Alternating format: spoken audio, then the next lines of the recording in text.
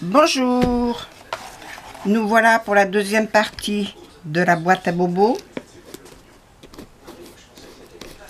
Alors, hier on a fait la petite boîte intérieure.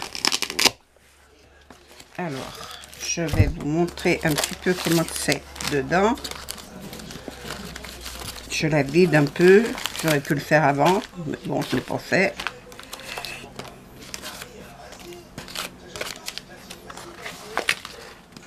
Voilà.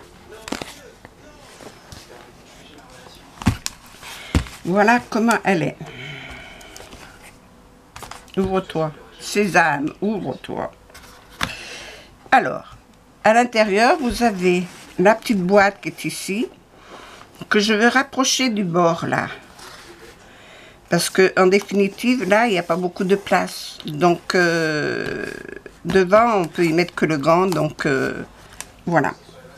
En la rapprochant, ça laissera un espace un peu plus grand derrière. Voilà. Poussez-vous tout le monde.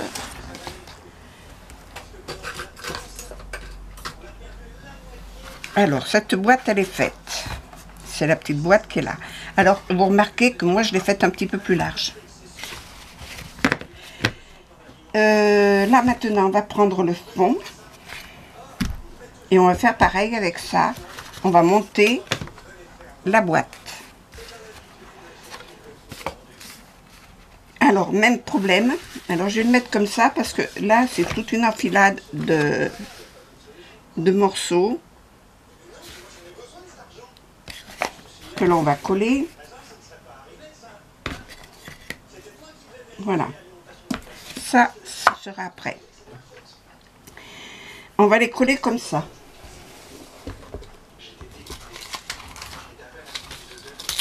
Alors, on reprend nos bandes de papier. J'ai même fait un peu grand. J'ai pas besoin de tout ça. Il m'en faut 1, 2, 3, 4.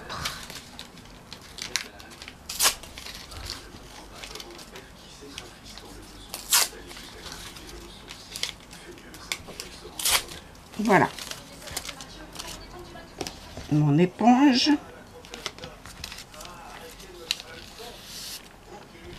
Je mouille. Alors, cette bande de papier, je vous ai dit hier, c'est du scotch gommé que l'on achète dans les magasins de bricolage. Voilà. La boîte à outils, monsieur bricolage, tout ce que vous voulez, etc., etc.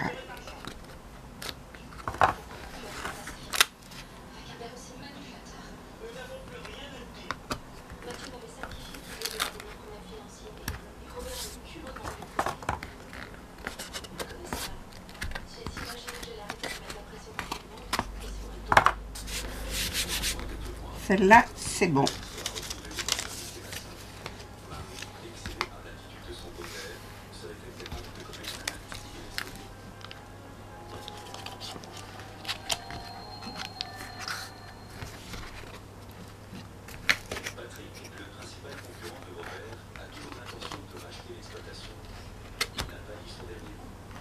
Alors, là, je respecte mon espace, mais je respecte aussi ma largeur.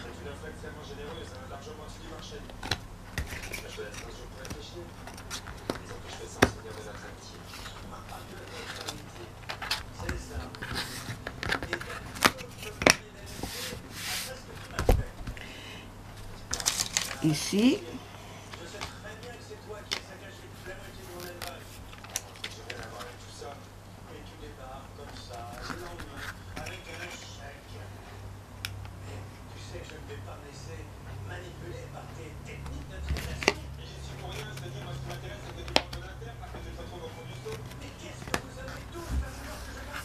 Voilà. Et celle-là.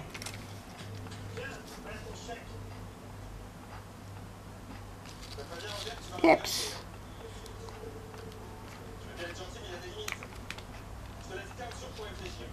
J'y arriverai. Voilà. Ça se colle à mes doigts. Ça va pas comme je voudrais.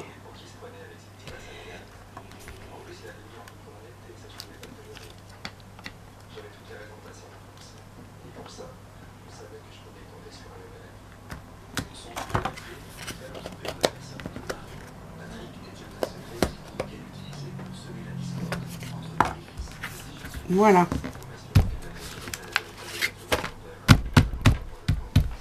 Ma rouflette, j'en ai fait quoi? Elle est là.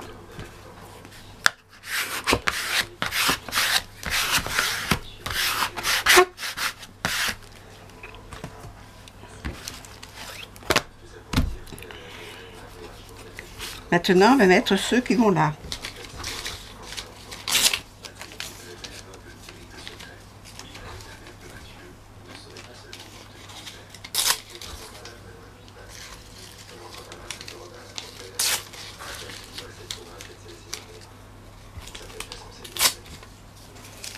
Alors, comme vous pouvez le voir,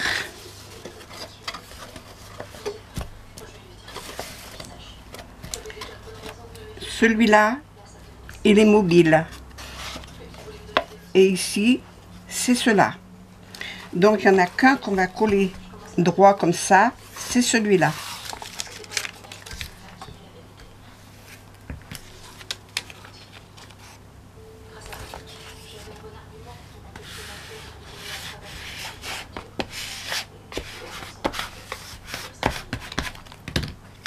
D'accord? Et les autres, on va les mettre à plat.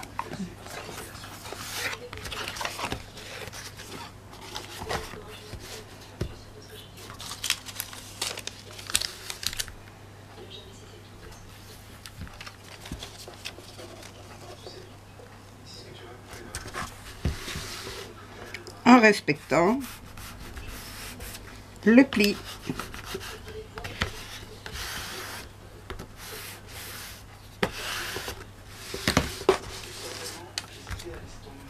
Je mouille, je pose, j'attends pas 8 jours, hein. Tout de suite, avant que ce soit complètement collé, je fais mon pli.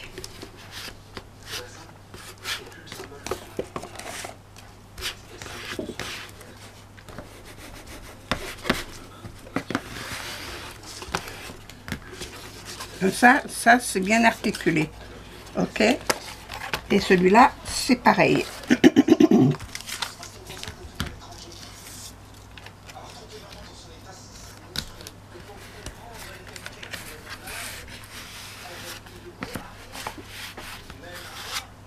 Alors, si vous avez certainement pas ça. Vous avez certainement, vous prenez un carton. Voilà.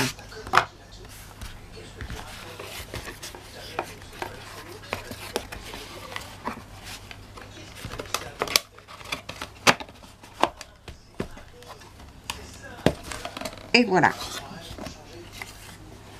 La structure est déjà bien faite. Je vais couper tout ce qui dépasse.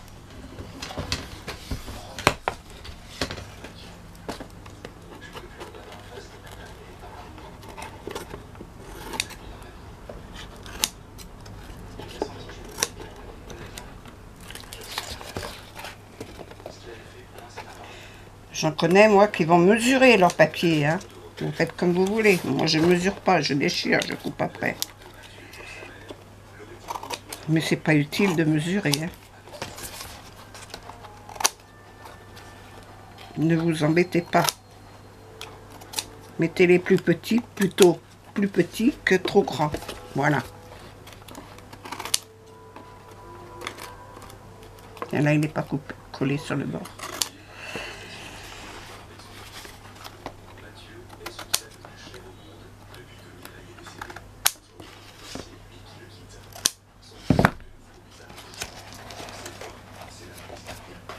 Hop, un coup d'éponge.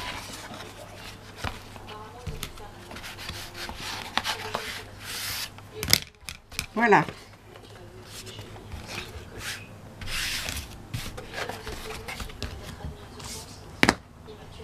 Le montage de ce morceau est fait. Mon chiffon. Mon chiffon.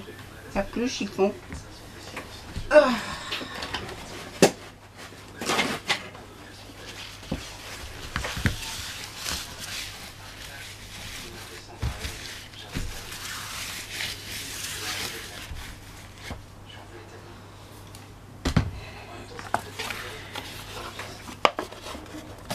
Voilà, votre boîte est prête à recevoir ce que vous allez y mettre dessus. Alors, reste à savoir qu'est-ce que vous allez y mettre. Du papier ou du tissu. Moi, je l'ai fait en papier. Pour le faire en papier, il vous faut 6 feuilles de 30-30 de 2 couleurs différentes. C'est-à-dire, il vous faut 3 feuilles rouges, 3 feuilles blanches, si vous voulez bien. 3 feuilles avec des carreaux, 3 feuilles avec des petits pois. C'est mieux expliqué comme ça. Là, j'ai assorti aussi les petits pois blancs avec des petits pois rouges. Donc, j'en ai pris qu'une de feuille pour faire les petits pois rouges. Enfin, c'est vous qui voyez qu'est-ce que vous allez faire. Il vous faut 6 feuilles au total. Maintenant, après, vous mettez comme vous voulez. Si vous prenez un morceau de tissu, ceci, ça fait une longueur de... Je me souviens plus.